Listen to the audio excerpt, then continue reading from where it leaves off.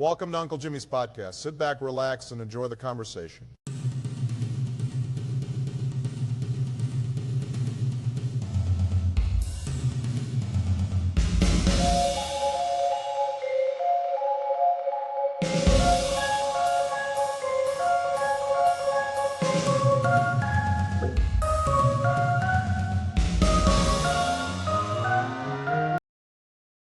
Good morning, good afternoon, good evening, family. Buckle up, because today we're not just talking about loneliness, we're confronting it head on. In a world where we're more connected than ever, yet millions feel completely unseen, this guest has stared into that void, lived it across continents, and decided to build something that refuses to let the epidemic win. He's crossed oceans, rebuilt his life in new countries, felt the gut punch of isolation amplified by screens and lockdowns, and turned that pain into purpose. He's the man behind Friending, the app that's not here to keep you scrolling, but to get you out the door. Verified, safe, and meeting real humans for real activities. No fakes, no endless chats, just proximity, shared interests, and the courage to show up in person. Listeners, if you've ever felt that hollow ache when the notifications stop and the room stays quiet, this one's for you. Give a warm Uncle Jimmy's welcome to the founder and driving force of Friending, the warrior against modern solitude, Gabor Kadas. Gabor, man, thank you for stepping into the ring with us today. How you doing?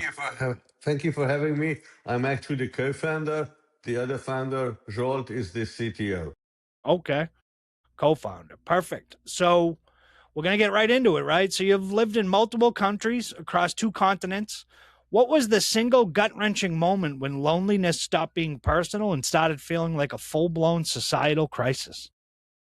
I guess a few years ago, I met my co-founder, Jolt, who was originally doing an app like this and started talking about friending. And at that time, through personal experience, I realized what it is being alone. So I decided to partner up with him because I wanted to solve my problem. And through research, I realized that there are about 65 million Americans who have exactly the same problem as I do.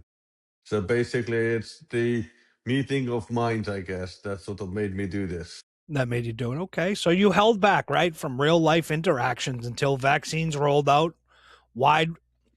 Walk us through that choice. Was it pure survival, deep caution, or a deliberate stand against a world that felt unsafe? I think it was a deliberate stand against the world. Basically, for 6 months, I literally did not leave my home. I had food delivered. It took me about half an hour to actually unpack a shopping bag and clean it with, whatever I happened to find, because at those times it was finding Clorox or whatever other things was really scarce. So literally, for 6 months, I didn't go anywhere. So you didn't go anywhere, like me over here in the States, I had to go to work, every day and get out and about. And I actually caught COVID 3 times during the crisis, 3 times. I was double vaccinated as well. And it was tough. It was tough. The last time I had a fever of about 106 degrees. Wow. I was Yeah, it was. actually in California, so I was in the States as well.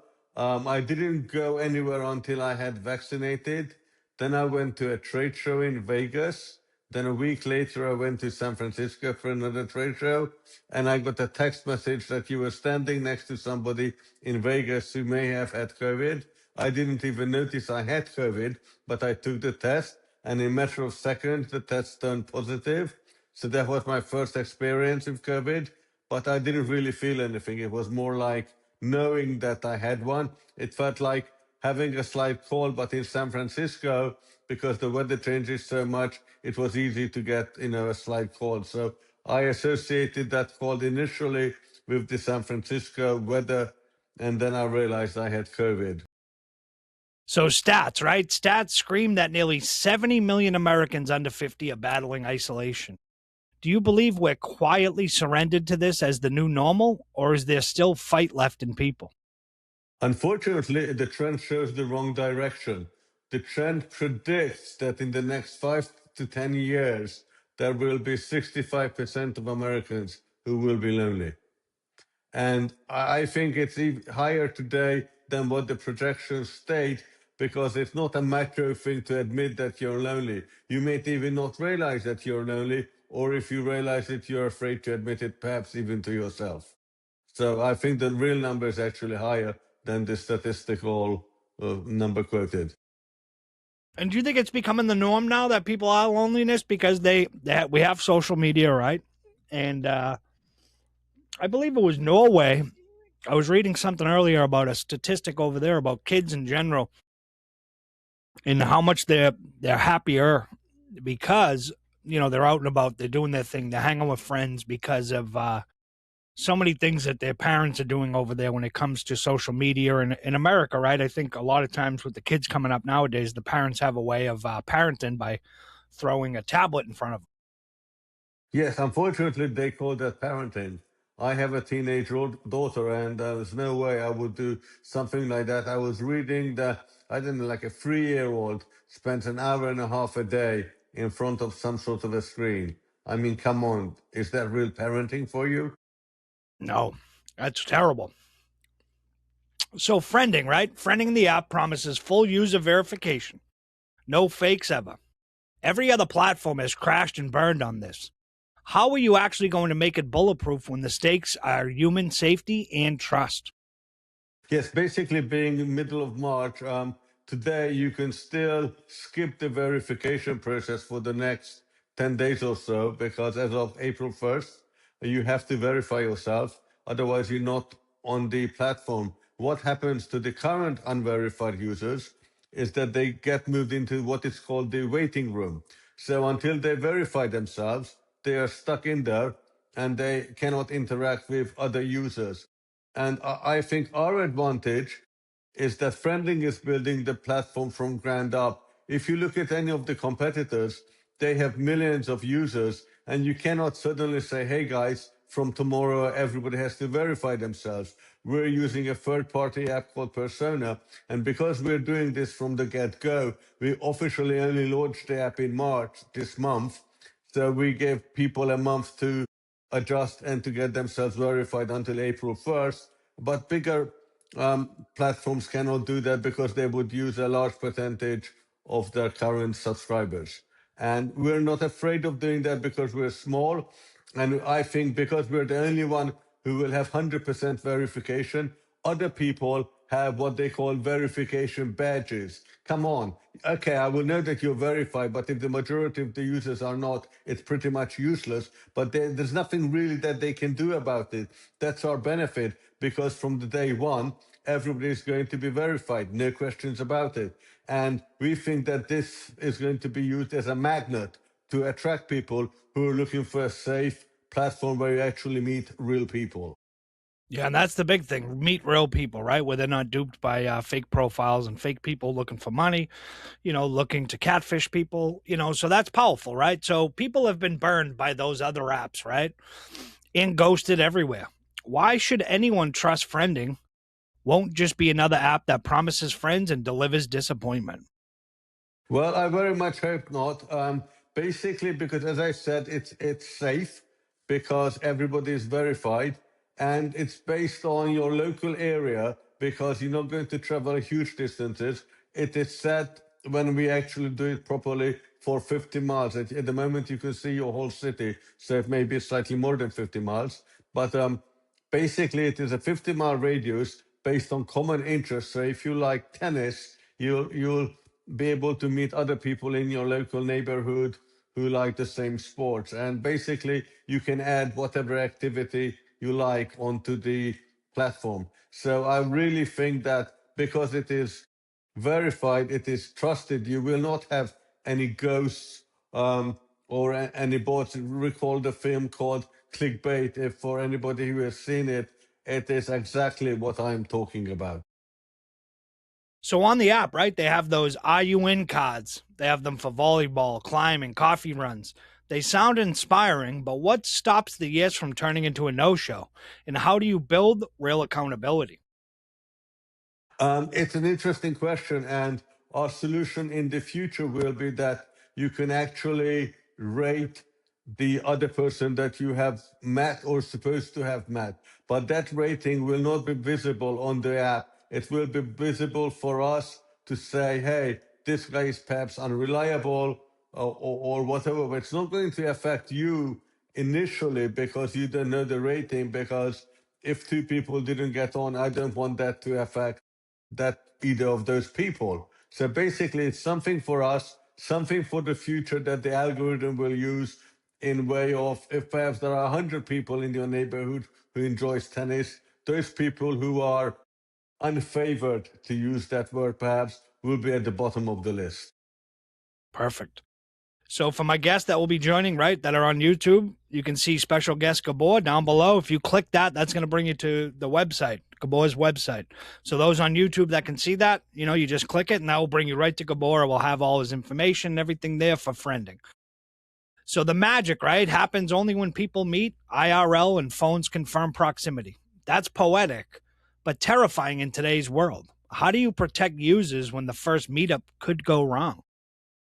Yes, I mean, we're doing everything we can in terms of verification, but of course, especially for female users, they may feel uncomfortable at the first meeting. So basically, Friending has three options in the newer release towards the end of the year that will allow people to either have the police come, have a friend come, or anybody in the neighborhood with a friending app will actually be able to come and assist you if the user presses the screen 3 times. But because the way the iOS device works, you actually also need a Bluetooth, whether it's a key ring, a bracelet, whatever, because that's the one that actually sends the signal out. Because if the screen is locked on iOS, it's not really communicating with you other than Bluetooth communication. So there's going to be, I don't know, a $10, $15 variable item that you would need to have for that safety function to actually work. Okay. So worst case nightmare, right? Verification fails, someone gets hurt. How do you carry that weight as the leader, knowing lives could hang on your system? Yes, it's an interesting and I guess, huge responsibility, and we're trying to be socially responsible. We're doing everything we can. I think the fact that you're verified will actually reduce the rate because you need to be extremely dumb to do something to another person if everybody knows who you are. So that fact, I think, reduces the percentages, and also the fact that you can call for help. I'm not saying it's zero. It's not zero, but I'm hoping that it is very low. And of course, in the legal disclaimer, we cannot be held responsible, but it doesn't mean that we're not trying to be socially responsible and do everything we can to avoid that situation. Perfect. So you say mental well being is health, right? Full stop. But growth obsessed tech chases dopamine hits that deepen isolation. Are you ready to cap features or even slow growth if it means protecting genuine connection? Yes, because we are not an IPO company, on trading, we basically actually can take on this as a social challenge, and we don't have to basically don't have a board. We don't have any, any stockholders, Stockholders? shareholders, etc. So basically, we can actually try to do what's good for society, and that should also generate sufficient profit to get this app growing and working. But we're And work. not responsible for stockholders who all they're interested is money. Yeah, his money. Yeah. So what you're trying to build here is basically a platform that's user friendly for people to break from the loneliness, right? From being lonely and being able to go out and grab a cup of coffee with somebody new on the app, or go and grab and watch a volleyball match or a soccer match. It seems genuine. It seems like the right thing. So but the irony alert, right? You're using tech to fight text damage. Is friending just another screen or the last app we'll ever need for this problem? I'm very much happy it's the last step because what we're doing is we're charging a monthly fee once we have sufficient users. And that's the monthly fee, a $5 fee or a $10 fee, depending on exactly what functions you would like to take into account.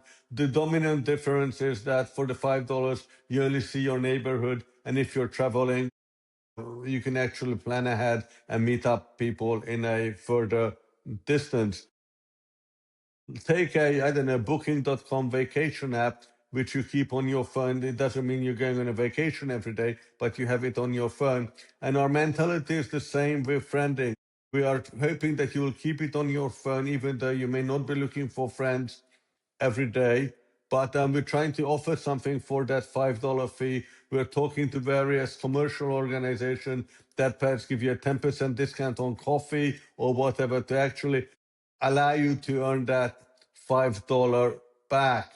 And also, getting back to your question, we are actually limiting messaging to about 10 because the reason I was doing this slight detour is because it's not our intention to keep you on front of the screen, because we are hoping that we'll get our $5 subscription fee providing a service.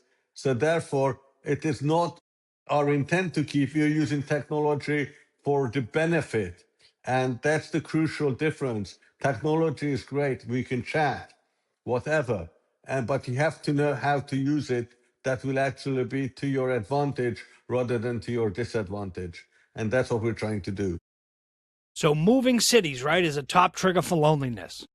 What specific features in friending scream new in town, need people without making users feel desperate? Yes, one of the good features that we are having is a real-time feature, which means, let's say you went out jogging and halfway through your jogging, you realize it would be nice to jog with somebody. So following a few taps on the screen, they're actually able to track where you are, and people can actually connect with you and join you maybe a few blocks down the road. So that's, again, an enhancing feature that from the real-time thing. The other thing that we're having in the premium side is people will start off with free credits. Now, let me explain that. Basically, let's say you and I went fishing and it was quite a distance for me, and we fished and enjoyed each other's company through the day. So the evening came and you decided to host me. That means it's not for money, it's not Airbnb, it's you hosting me because you want to deepen our friendship, deepen our connection. So you will get an additional credit. So now you will have 4 credits, and I will have 1 credit taken away from me.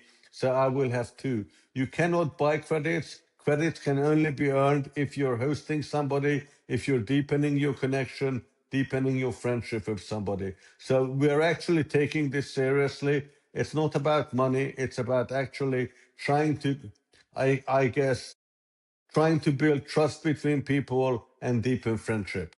Yeah, real connection. That's what you're trying to build here. Yes. It seems awesome. So most friend apps, right, fade when the novelty wears off. What's your plan to keep people coming back when real friendship demands effort, not just swipes? Basically, the fact that you are verified, I think, will be used as a magnet to draw people towards the app. And you can also try new activities. Perhaps you always wanted to try pickleball and you never had the opportunity or a partner to do that. So because possibilities are endless. Imagine that you're on a volleyball team at the beach and somebody doesn't show up. So in the old traditional sense, you would chat, hey, I'm looking for a volleyball player pickup. Here in Friending, you can just type in, I'm looking for a volleyball player in the neighborhood, and anybody who typed in beach sports or volleyball will get a push notification. So basically they can show up in a few minutes. So because it's real life usage, it's not that you have to plan, you can plan as well, but there's no other app that actually solves a real life problem now. And so that is what I think people will also like, is that it's not a question of planning, it's a question of, hey, something came up and I need to solve it. Yeah. So you target under 50s hardest hit by this, right? Why not older adults too? Or is this loneliness uniquely vicious for people in their supposed prime years? No, it's just statistically, people under 50 are more adaptive to new technology, but we're actually welcoming everybody. Interestingly enough, both the research and our actual onboarding shows that more women sign up than men, which initially I found as strange. So I was trying to figure out why, and perhaps because they stayed at home a lot with the kids, whatever, and they've lost touch with other friends that they had in the past. Nice. So location data, right? Interests, meetup details. Privacy is a minefield. How does friending guard that without becoming the next data harvest horror story? Well, we very much hope that our technology is a barrier for everybody who's trying to get data. Obviously, we're just trying to do the best we can. We're trying to keep data safe.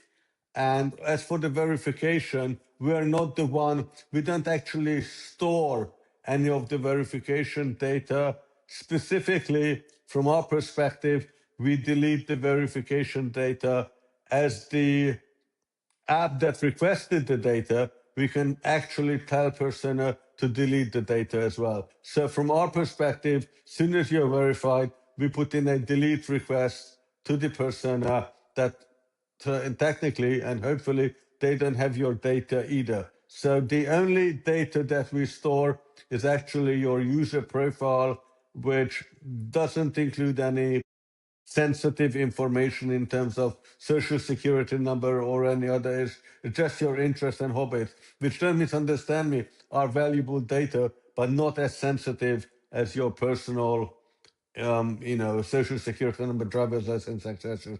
Nobody actually stores that. So that's the good thing. No, that is big. So if friending wins big, right, it could shrink the market for therapy apps, coaching, even some medications.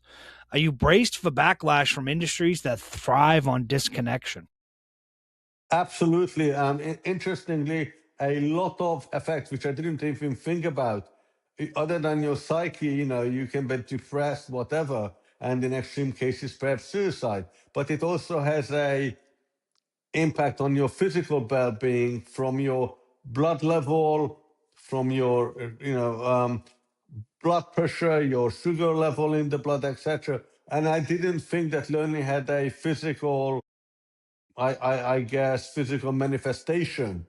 But your psyche is obviously part of your body. So if your psyche is unhealthy, that translates into an issue within you on a physical sense. So you've lived, right, this darkness personally. What's the one raw, unspoken low point from your journey that still fuels every decision you make for friending? I guess when I first moved to the States 30 years ago, or 35 years ago now, there was no internet. So I was in a very dark place in terms of finding people. All my school friends, I grew up in the UK, were in the UK. Prior to that, I was living in Canada. So it was very difficult for me to show up in California and not know anybody. And there was no internet, nothing like that. We're talking about mid 90s, so 30 years ago. And, it wasn't easy. And that is what I still remember, and that is what's driving me as the CEO, co-founder of Friending, to find a solution. Not that the technology is there to help, but the technology is also there to destroy the relationships. And that's what I'm trying to avoid. So downloads don't count, right? Actual in person meetups do. What single number or story would make you look back and say, we did it? We moved the needle. Um, I think if we manage to reach 1 million users in 5 years, I would be really happy. I would be happy if person would be or friending would be remembered as an app that actually helped people, because that's our major initiative to help people. And it's not about money for us. It's about a social issue that's being ignored, that's being swept under the carpet. So that's our driving. That's our real reason for doing this. Yeah. So, two more questions, right? So, AI companions and VR worlds are exploding right now. You're doubling down on flesh and blood presence. Are you fighting a losing battle against the future or leading the resistance? Um, I'm definitely reading the resistance. What people don't tend to realize is that humanity has genetically been encoded to be with people in the tribes, in the caves, whatever. And that's not going to win with AI.